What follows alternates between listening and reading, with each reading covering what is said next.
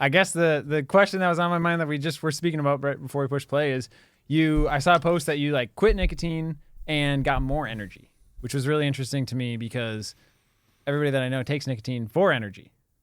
Yeah, I felt like I was taking energy from my future self, from my current self, and it was just like this treadmill.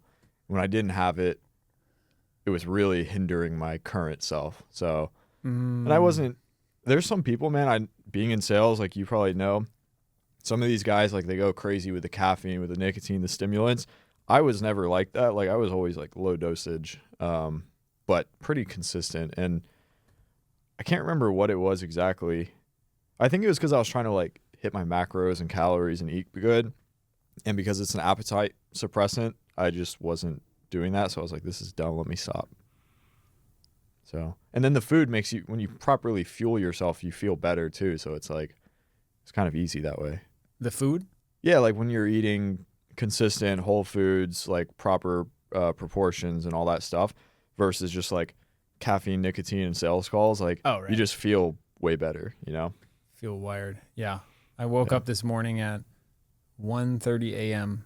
for my flight.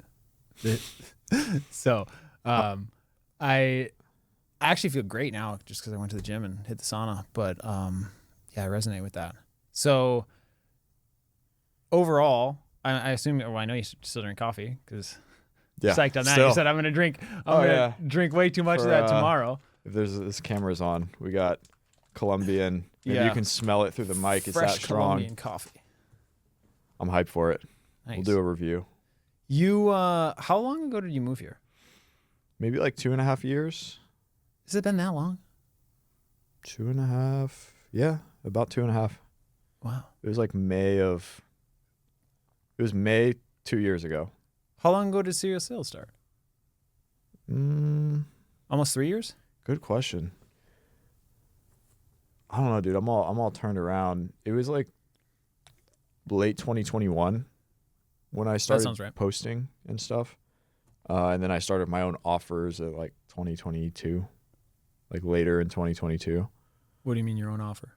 Mostly, well, the first one was like the community, and then Slack group, $9 a month. That's not how you and I met, but we engaged a lot through there, I remember. And yeah. Well, I think it is. I think I remember that you were early onto the like auto DMs when those were like the popular thing on Twitter. Yeah. You were early, and I don't even think I read what you sent me, but it just instantly like, this guy knows what he's talking about. This guy's credible. That's funny. Dude, those used to rip. They don't do half as well. If it's like something that's like truly new and groundbreaking, which is not very common, they will, but like it's not what it used to be. Like you could post some really just subpar content, do an auto DM with a good hook and stuff, and get 1,000 retweets and break your DMs, million impressions. Yeah, like literally max out the DMs. Yeah, it's not what it is, or it's not what it used to be. Not what it used to be. Yeah. Man, first off, I wanted to say that I'm really impressed with what you built with Serial Sales. Thanks, man. Because I think I sent you a DM a while ago saying that, like what you built and specifically the vision behind it. Because I remember when we first talked, you were saying like, I specifically, and this was, I think you had worked with JK or something like that. I specifically just wanted to grow my network. Like that was your focus.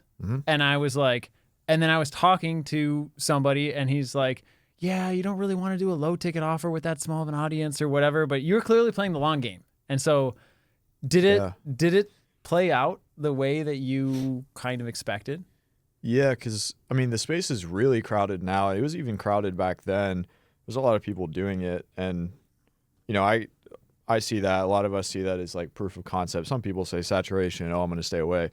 But like kind of, yeah, my thought process was like, by doing low ticket, like I don't know where this could go. Like I see these guys doing crazy numbers, but by doing low ticket, it gives me the opportunity to work with more people in the beginning, get more results to market, and then like create this flywheel.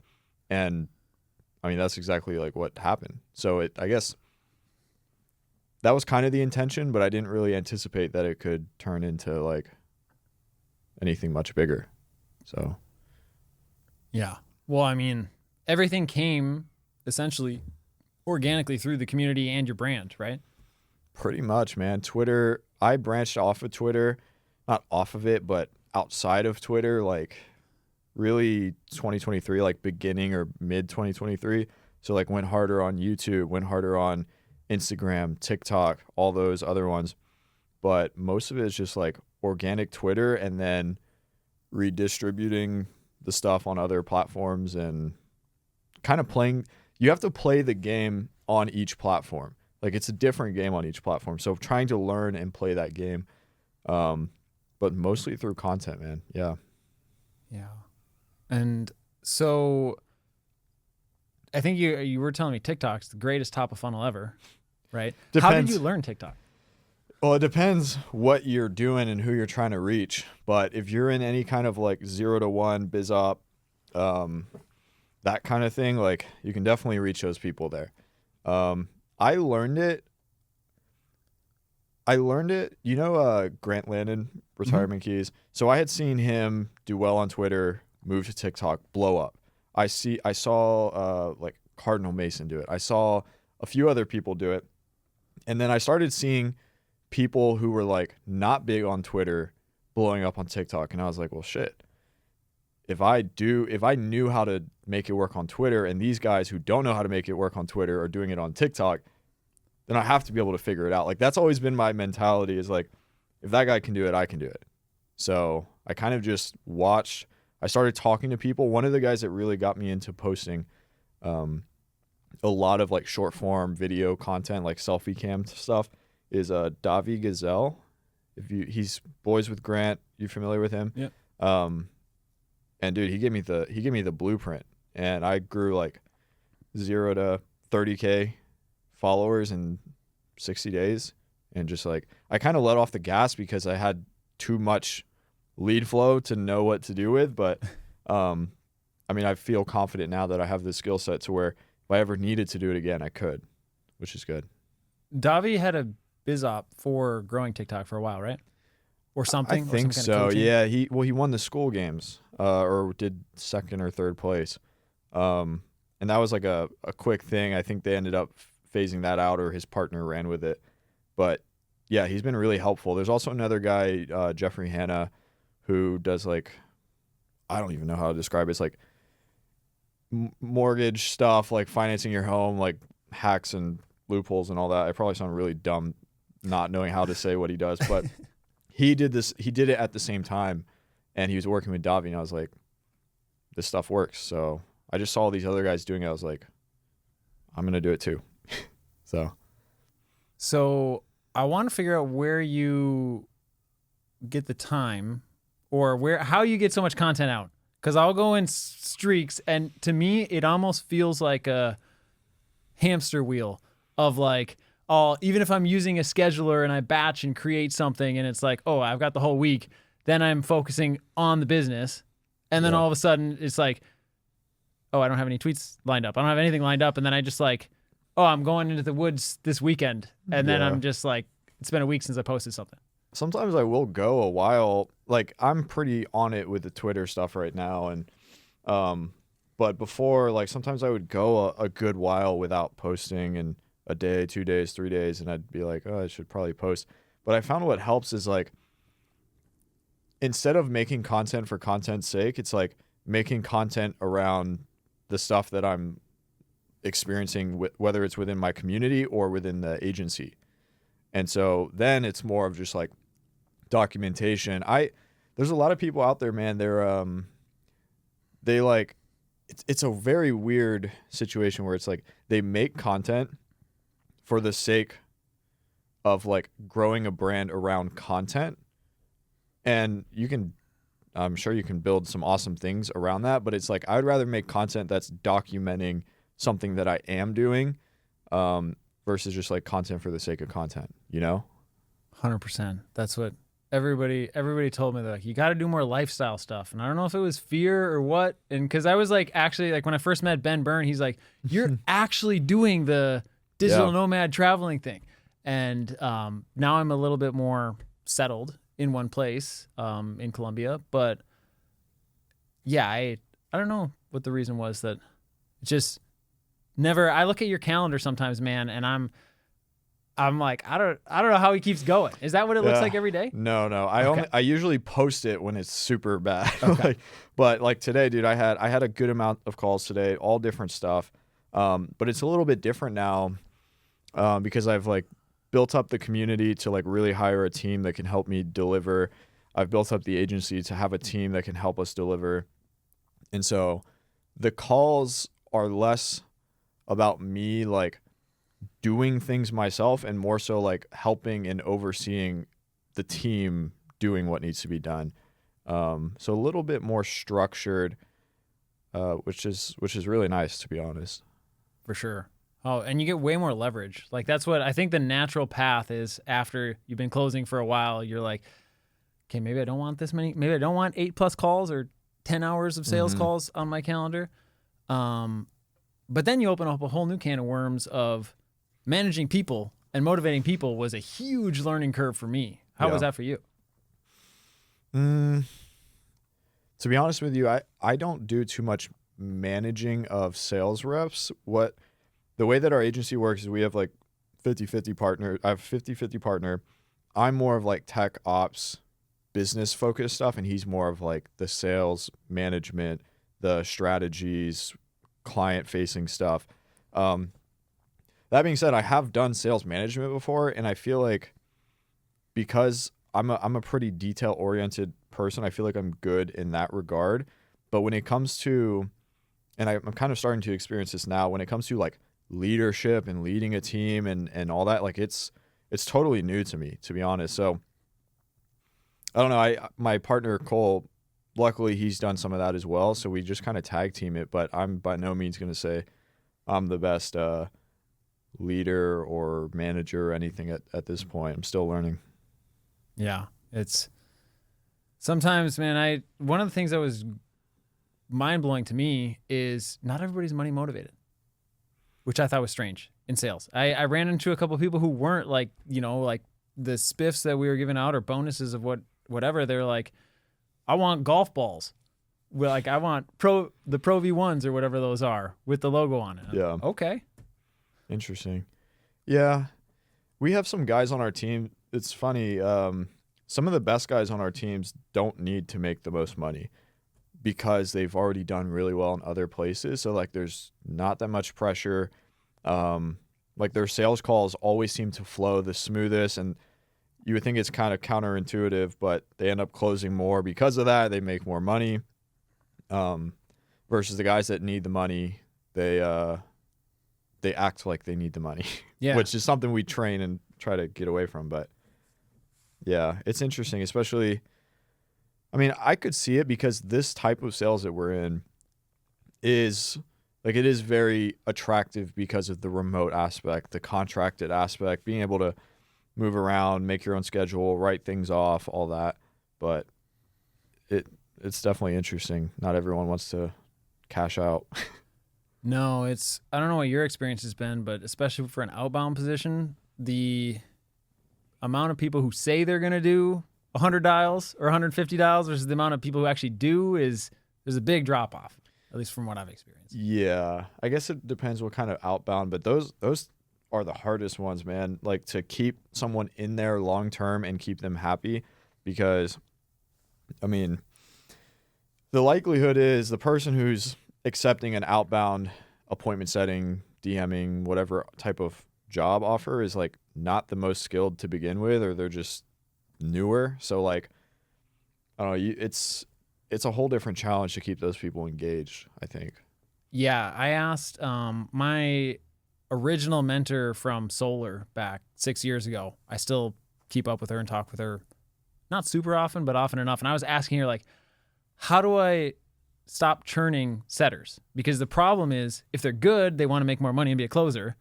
And if they're not good, then you don't want them. And so it's like, and I couldn't figure out how to solve it. And she's like, oh, I just plan on always hiring. She's like, just set a hiring funnel up and just continuously hire to plan for that, which I don't love that idea either. That's tough. Yeah.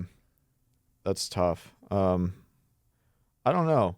I think the cool thing about the way that we run things is like, there's a lot of buy-in with our vision, and people like, I'm talking like specifically the sales reps that work in our agency, like setters and closers. There's a little bit more security being in the agency versus doing this on their own. And so I feel like people are willing to go through more because there is that security and there's that like sense of loyalty. And some of these guys come from my community, but most of them don't. But yeah, that's a really interesting question. I feel like it's just never, for some businesses, it's never going to go away.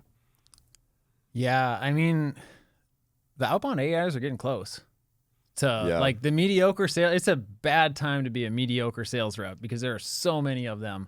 Yeah. And they don't stand out. When you're like hiring, can you just tell within the first 3 seconds, pretty much, or the first minute? Dude, like literally in the first 5-10 seconds, I can usually tell if this person has a chance or not. Yep. And that's pretty crazy to think about. It sounds kind of messed up almost, but like to be honest, it's like if they show up looking a certain way with a certain background, depending on when they show up, what I already know about them. I mean, yeah, we usually know, like we usually know before we even get on an interview, to be honest. Yeah. So, yeah, I have given a lot of feedback for that. I was testing out for a little bit. I've closed up spots for it now, but it was like how to land an offer one-on-one, just weekly, like cancel anytime. And one of the guys who's putting in so much effort, he's like sending 40 to 80 DMs on Instagram per day. mm-hmm. And he had nothing in his profile. He had a picture and no posts. Yeah. And I was Instagram stuff is a different beast. The outbound DM. I feel like that stuff was really, really powerful back in 2020.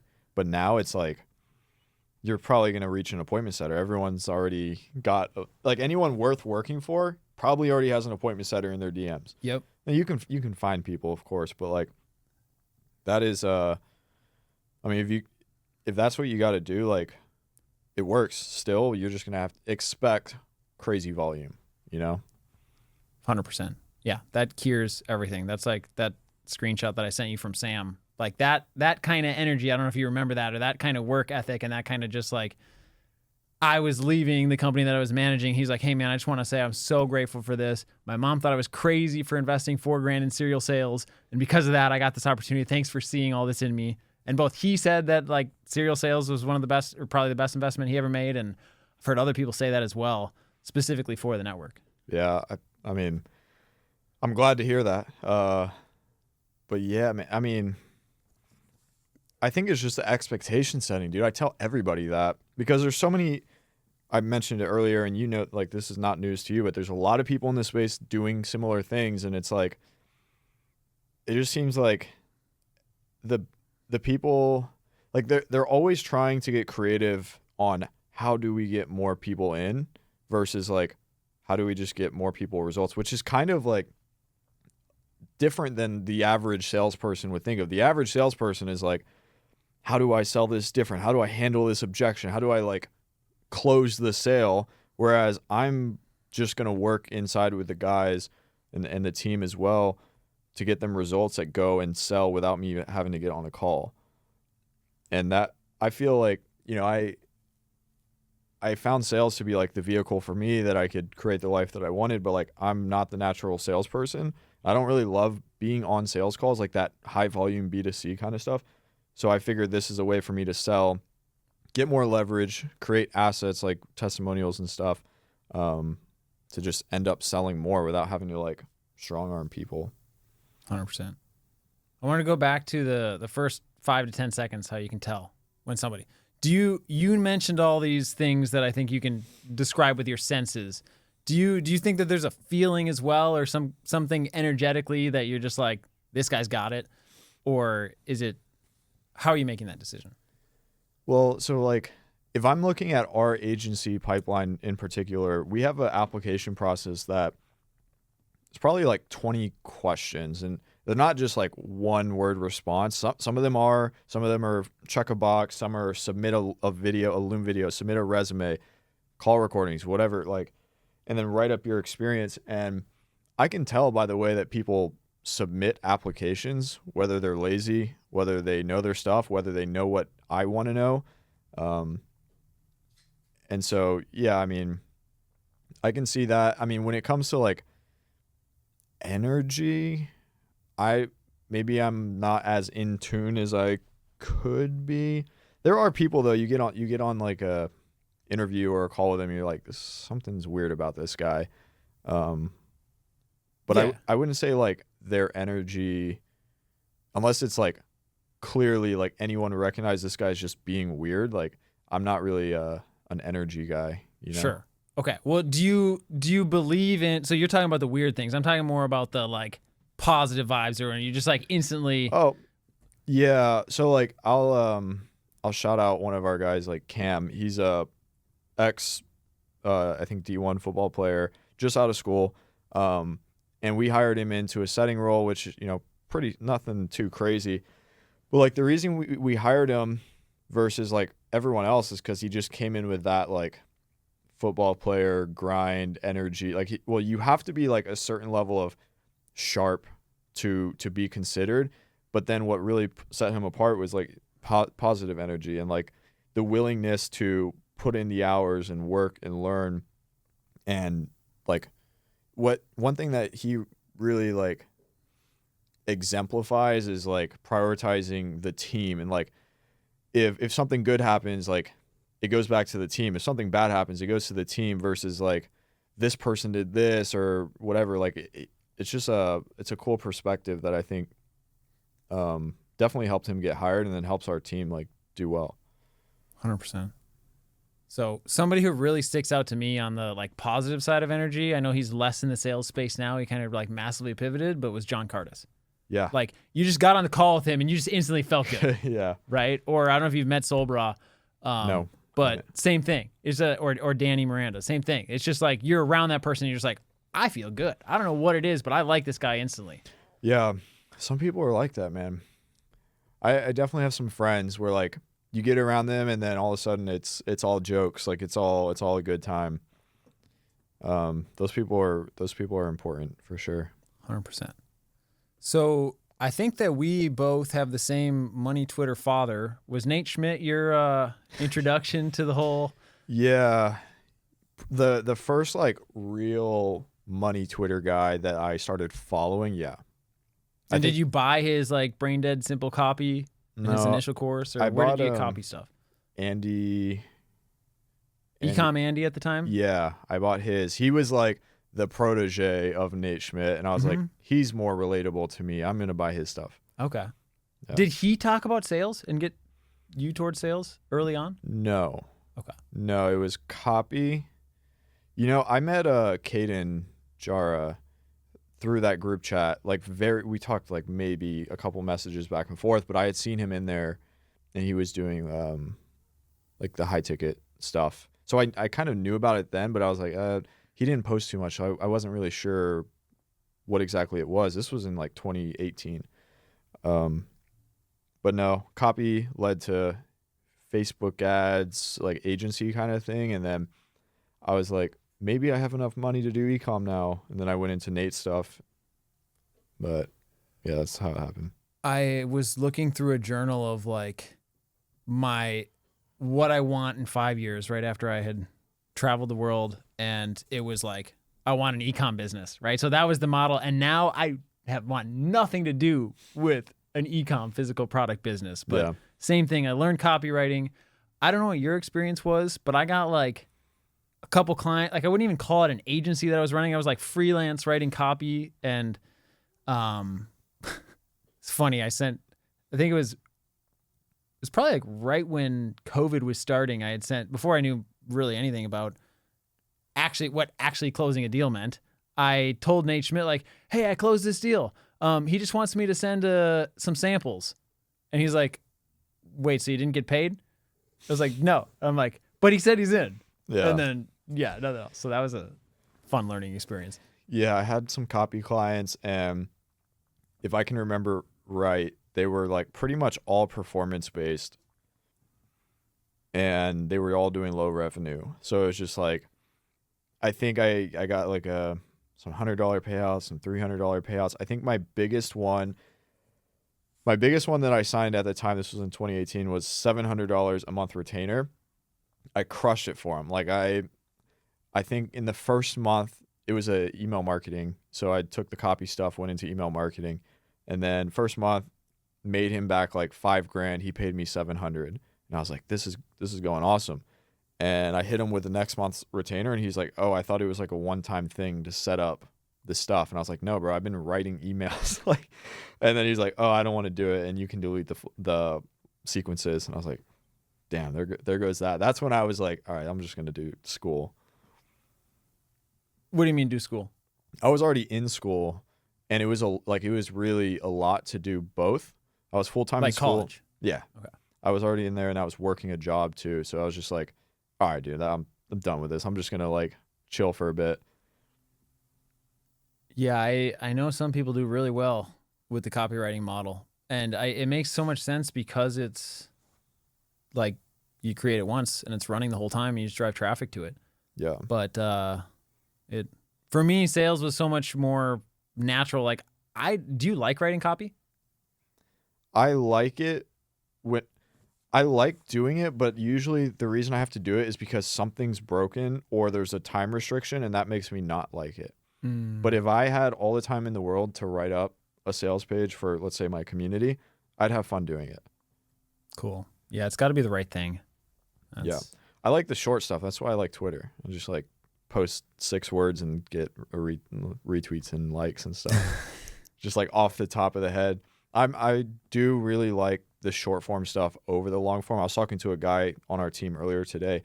He was saying I used to be insanely good at academic writing. They're like, this needs to be 30 pages. He's like, awesome. I'll say the same thing so many times over.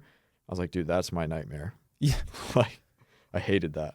No, same thing. I had this story that I didn't like writing, or that I wasn't that great at writing. I mean, I got decent grades at it, but it was like not my least strong subject. And I think I carried that. And then I translated in this story of like, I love prospecting and getting clients, but then actually there's the first like 3 projects I had, got the like $3,000 or $3,500 project, and then just did not want to write it at all. You know, I just like waited. Yeah. So. Yeah. It takes a certain kind of person. And I like the idea of it because you can kind of like infinitely scale. Like you can write the same piece of copy and get it in front of 10 people or 10 million people, depending on who you're working with. So like in the beginning, it's a grind. The cool thing about sales is like, I don't have to, besides like showing up and being the best version of myself, I don't have to worry about not making $5,000 a month, you know, or 10 grand a month or whatever. With copy, it's like you got to get it out of the mud. The 0 to 1 is the hardest. Yeah, there was a influencer who really blew up the high ticket space that was really good at marketing that may or may not have had the greatest fulfillment. I'll just leave it at that. But he showed that he showed at least all the young guys, because his market was the 18-year-olds. He showed all them, here's the quickest path to 10K. And then I found that to be true as well, of like, it's so much, or at least for me, it was so much easier than copywriting was. Yeah. Yeah.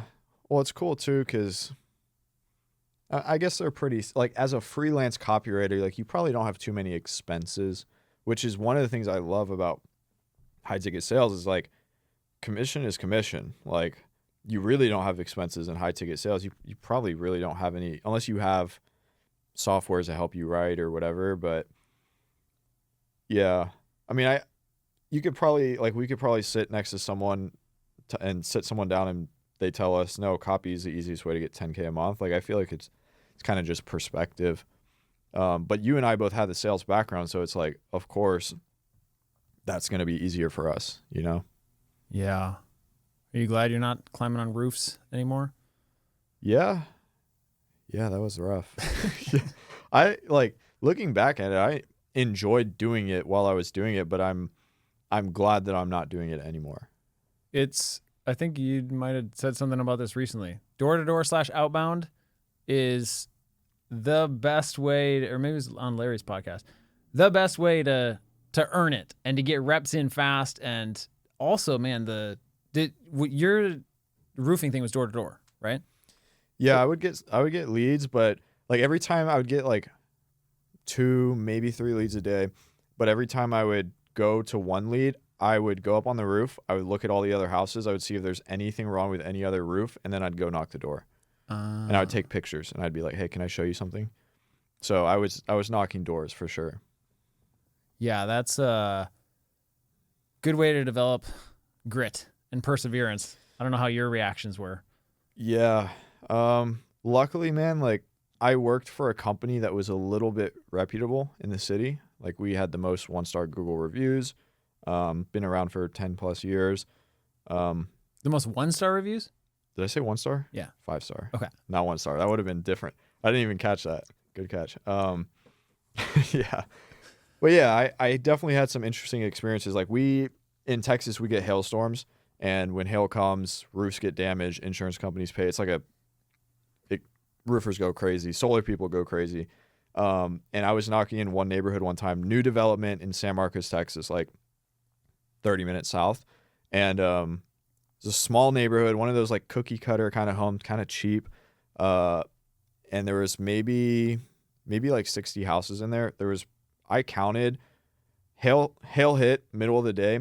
Within 3 hours, I was out there, and there was probably like 14 other roofers, companies, not to mention the number of reps, but like 14 other companies all hitting these same houses back to back to back. I was walking up to doors, and there was like 5 business cards already in the door.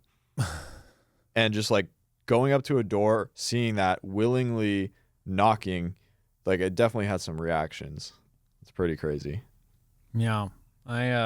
I remember initially just being afraid of the no soliciting sign, and then my mentor was like, that doesn't mean anything. Yeah.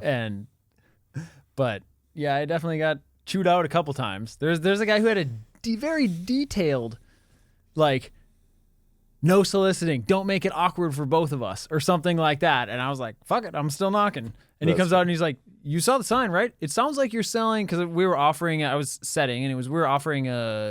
home energy audit. And then the audit would happen, and then the results would be presented by the closer. Like that process. I was like, literally, I have nothing. Like, you couldn't pay me if you wanted to. But he was still just like completely an asshole. Like, dude, funny enough, I had more rough experiences delivering packages for Amazon than knocking doors and roofing. Beyond just dogs? Yeah. What like people? Dude, yeah, dude. Like, so I know you're not really in the States right now, but Amazon's huge. They're hiring contractors to deliver their packages. They put you in unmarked white vans, and they send you out into the country. And so just like rolling around sometimes late at night in a white van, they don't know who I am. I've had people like kind of not run up on me, but like step towards me with like weapons in their hand. Like, and I was just like, bro, you ordered this package. Like, I'm just dropping it off. Yeah, I feel like I would wear a neon vest or something. I was, dude. That was the crazy part too. I don't know. Some people are just like superly cautious. The dog thing is no joke either, dude. I had some close calls with that too. And literally just like maybe a little over a year, I had way too many close calls. Yeah. Door to door is, luckily most people hold on to them, but I had just one experience that the dog comes running out and she says, he bites, but she was talking about the other one that she was holding on to. And I'm like, yeah. What do I do? Oh, yeah, dude. I got lucky a few times. Like, there was one situation where I was in a really rough area in San Antonio delivering packages. It was a gated fence all the way around, small yard, but gated. I open the fence, go up to the door, drop the package, knock, turn around, 2 Rottweilers. Like, I'm up against the door, 2 Rottweilers came out, I guess, from the backyard, just like between me and the gate to get out.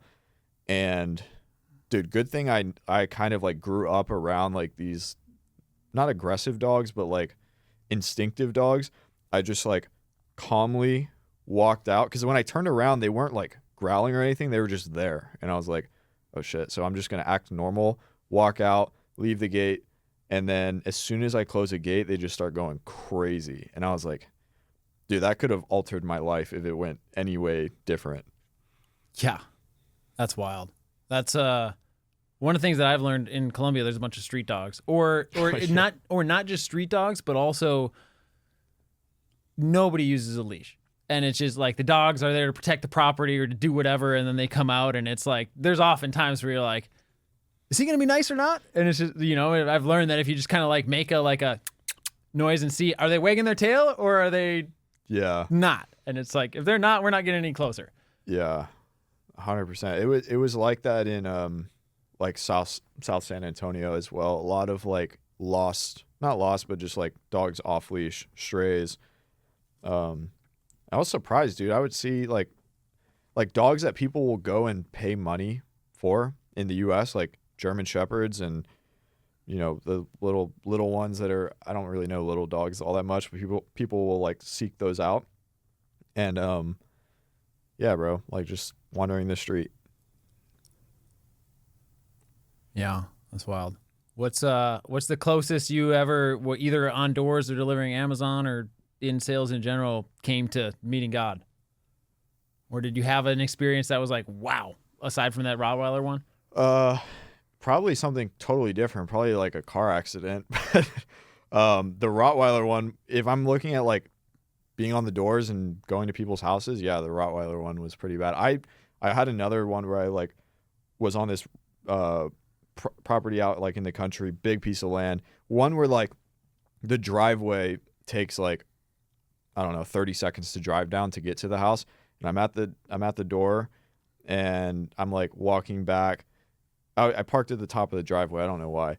Walking back, turn around, German Shepherd like sprinting at me, and I just start like probably like, I don't know, 30 yards, just like full on sprint, jump into the van, close the door, and then the dog's like right there.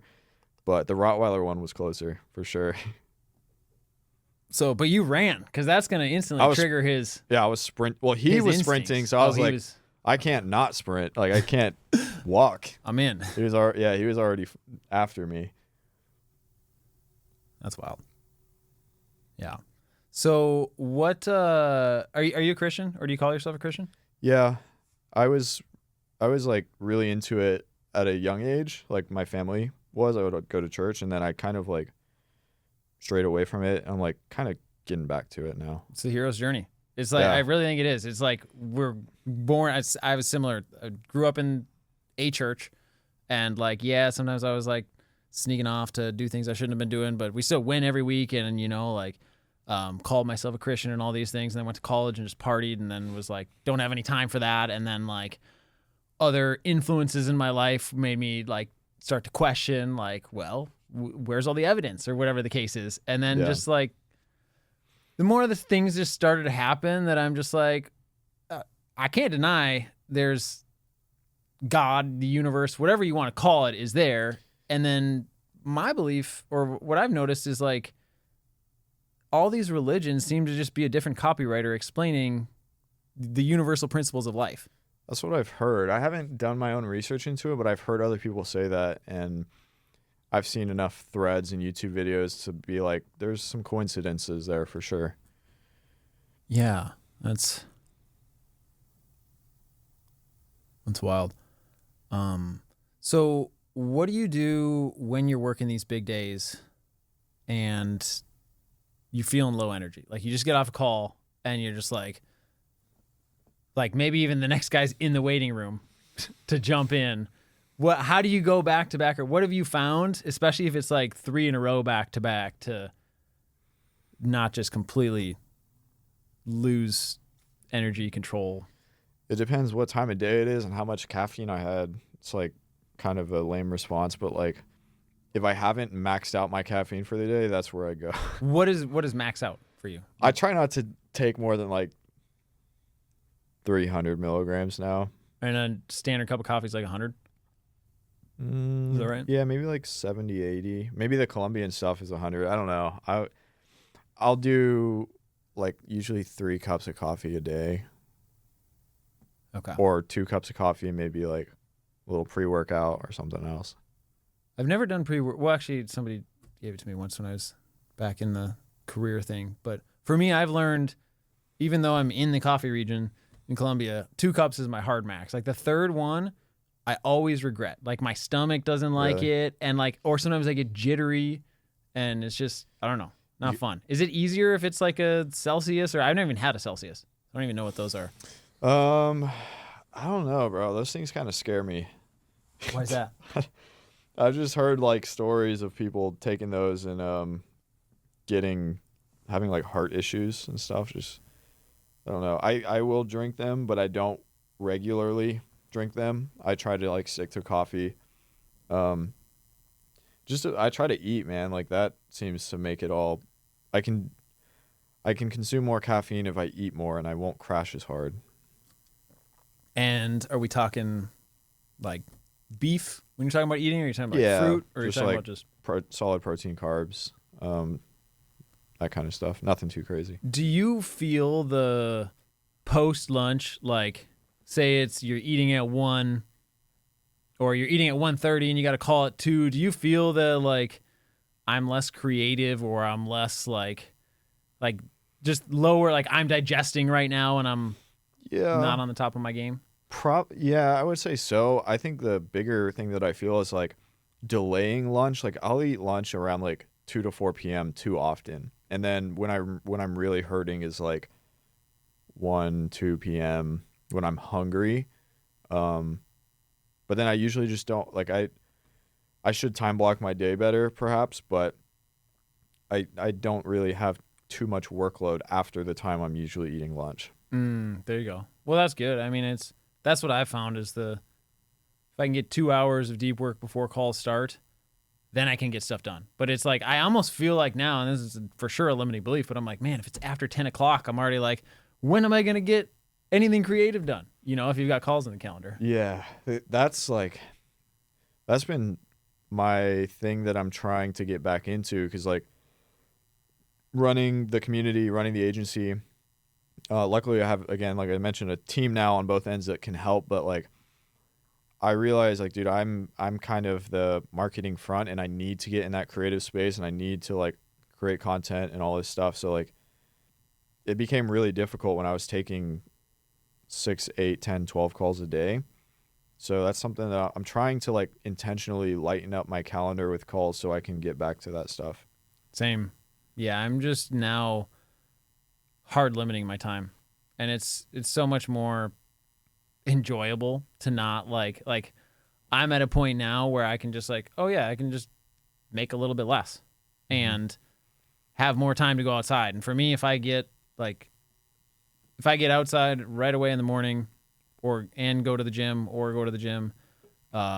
and do like, I have a meditation practice in the morning, and if I do some writing before then I'm like, okay, now everything's sorted and I'm ready to be high energy. Like my day's perfect. Do you have anything that like you nail every single day in the morning specifically?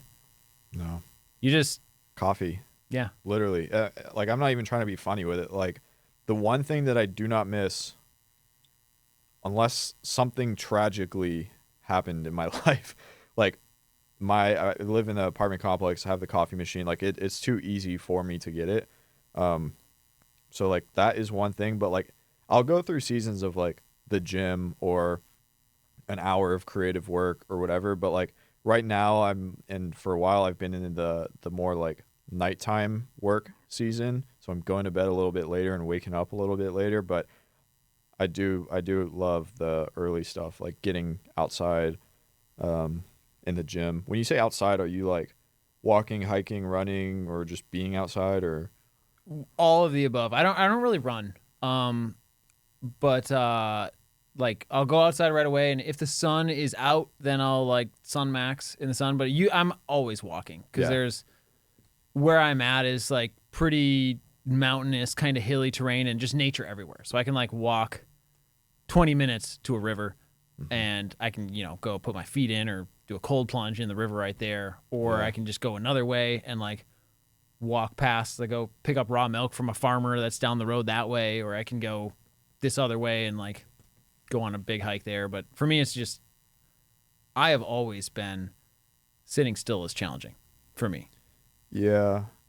I do jump around a lot. So I'm in a 1-bedroom apartment with my girlfriend and our dog, and she's a crazy one. So I'm always jumping around. Like I go to WeWork, coffee shops, co-working spaces.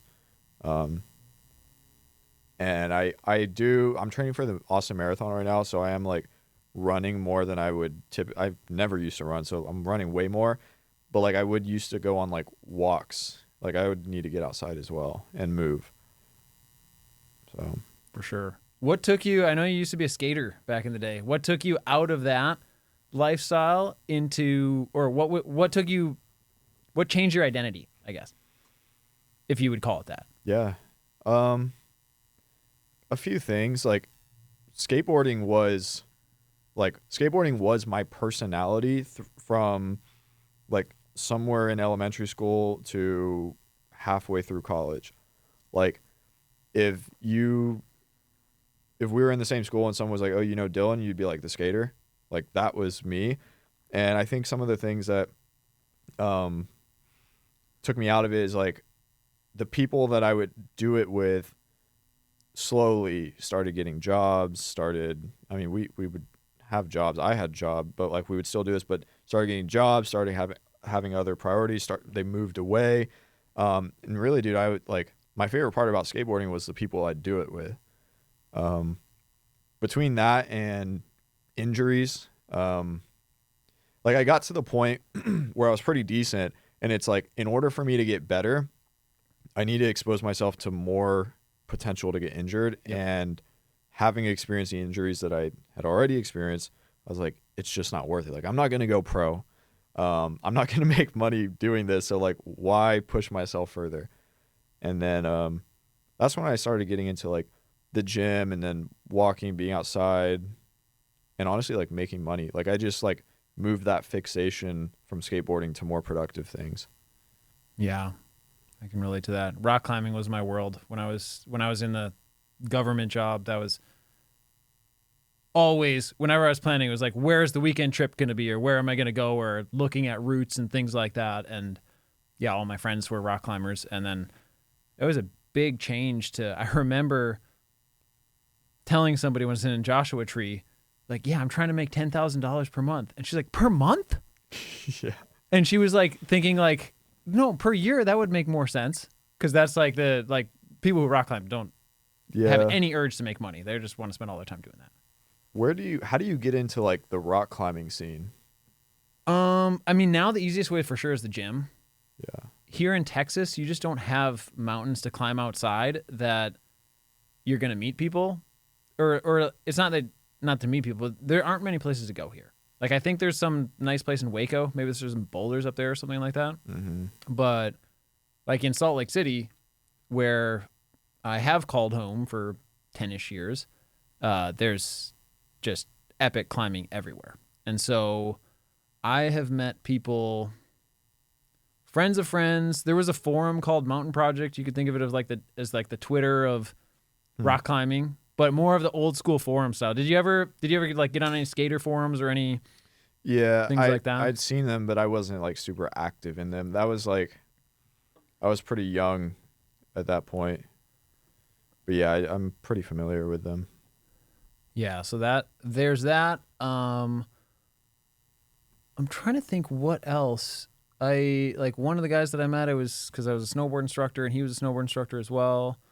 But it's always like pretty much everybody knows everybody type of thing. And then, yeah, gym is a good way. The only problem with the gym is gym climbing is completely different than going and climbing some massive mountain. But yeah, the reason I asked is because I don't know anyone growing up that was like the rock climbing guy. So it probably makes sense. I know there's like here around Austin, a little bit outside, there's some pretty like, I'm not going to call them mountains, but there's some pretty solid terrain to like maybe mess around with that stuff. But like you're even out west towards like Big Bend, there has to be stuff out there now. I don't know anything about the geography here or like where Big Bend even is, but it's, as somebody who's not a rock climber, what you think is climbable and good is probably not. Like it's Yeah. because it's like quality of rock. It's like the actual movement. And then it's also like the difference from something being straight vertical to like here is okay. But then once it's here, then you're just walking up it. And then Yeah. of course it can be steeper. But then if it's too steep, then you're just like falling off constantly. Yeah, that's interesting. I could see that being consuming. It Yeah. gets you locked in to the present moment or the flow state, whatever you want to call it. And that's what I found. Like because I was asking myself after a while, I was really into it. I was like, going on 16-hour pushes or like climbing El Capitan in a day and like taking a bunch of risk where there's multiple spots that if you fall, you're going to get seriously injured, but you Yeah. just don't fall. Your competence is enough where you're not going to fall there. But I was asking myself, like, why am I suffering so much? Because like there'd be times where you'd be 2/3 the way up the route, and the whole time I'm just thinking, man, I can't wait till this is done. Oh, only 2 more hours, and it's like, Yeah. why am I even doing this? But yeah, when I sat with it and thought about it, it was definitely that flow state of that everything disappears. Do you know anyone that ever died doing that? Yeah, couple people. One girl got just like paralyzed from I think the waist down. She took a massive fall in El Capitan. Another girl was free soloing, like climbing without a rope, but it was something that was most people climb it without a rope. Actually, no, she had a rope or she had gear, but the section she was on, you're always assessing risk and you're always deciding, do I use the rope or do I protect it or not? And she wasn't, and I think it was loose rock or something like that, right? So that's like the things about the variables. Like I'm sure you know Alex Honnold, right? He's the guy who's the climber. he's I've the seen free him. solo guy, the Yep. movie and all that. I don't know how he does it because every male who's good at rock climbing has their free soloing phase, and I did it for a while, and I was just like not having fun, like Yeah. looking because initially it's like the movement's so freeing and it's so great because you're not held back by I got to stop every 10 feet and put a widget in there and clip the rope to it. But yeah, when you're looking down, because you're always looking at where your feet are going, when you're looking down and you're just like looking through your legs, and you're like, oh yeah, if I fall here, I die. That's not fun. Yeah. So I'm well past that. Yeah. I don't know. I could see myself getting into that if the circumstances allowed me to, but it's scary. I'm not even afraid of heights, but that's pretty scary. Yeah, I've changed up my risk tolerance quite a bit. I haven't been climbing that much recently, but like I'm going after Austin, I'm going to Las Vegas. There's to the west, there's Red Rock Canyon or National Park or I'm not sure what exactly it's called, but friend I'm going with, I'm just gonna let him take all the risk. Like he's a guide, and I used to be the one who would be like when we climbed together, if there's a really challenging or sketchy spot, he would be like, all right, you take it. But now I'm beyond that. Been there, done that type of thing. Yeah. It's not worth it. You can still have a lot of fun without pushing yourself to the limit like that. 100%. And there's a lot of wisdom in that of just like the movement itself, and like I have stuff that I'll never fall on. Still gonna bring a rope now just because. Yeah. It's like Times change. skateboarders and wearing a helmet. Yeah. Did you wear a helmet when you were skating? Because you're man in the street, right? When I was young, I would, and I didn't for a long. Yeah, I basically stopped wearing helmets, and then luckily I never had any incidents. But like, there's certain terrain similar to like certain terrain where you would or wouldn't use the rope, and you kind of assess it. It's like that with skateboarding, except I was never extreme enough to do like mega ramps and stuff where that's just like what you do, you know? Yeah. I skated for a while, but I could ollie high. I don't know if I ever landed. Maybe I landed a kickflip once. I was better at heel flips. But I'm trying to remember if I even wore a helmet. I don't even know. I don't remember smacking my head real hard, but I guess you wouldn't remember that. Yeah. Yeah, I don't know how. I'm lucky, man. Had so many close calls and did it for over 10 years, almost every day. Like, I'm definitely lucky. So what is just business the thing that gives you the most energy, and that's what you have the most fun building and doing right now? Yeah. Yeah, business and just like improving myself. I think the business is a extension of improving myself. So like health, fitness, business, and then setting myself up for the future, setting like family up and planning. Yeah. Have you talked about what that future vision is? It's kind of blurry. I mean, I would love to have like family, property. I want to be able to do what I want to do. Not be stuck in a job that I don't like, and have the freedom to decide what it is that I want to do at that time. 100%. Yeah. And I feel like, did you get into sales specifically because you knew it was like the best skill to have, or did you just kind of fall into it through the copywriting funnel and all that?